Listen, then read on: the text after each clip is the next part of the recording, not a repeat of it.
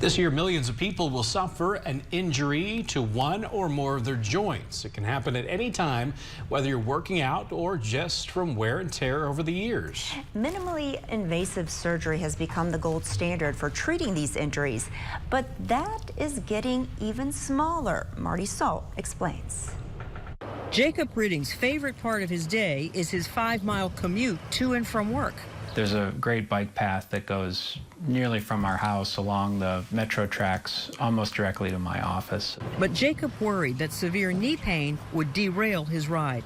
We had an MRI done and it showed a tear on one side of my knee, but that wasn't where I was experiencing the most pain. MedStar Washington's orthopedic surgeon, Evan Argentar, used nano arthroscopy to look inside Jacob's knee. In the office without anesthesia, with him awake, I put this little camera in his knee. A normal scope is the size of a pencil eraser.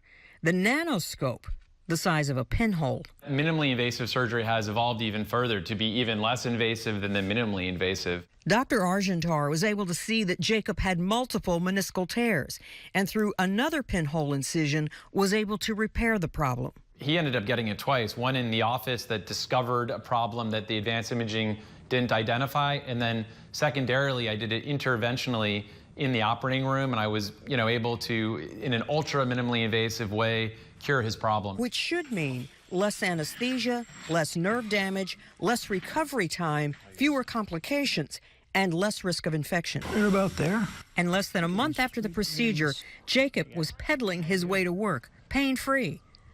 Marty Salt, WGEM News.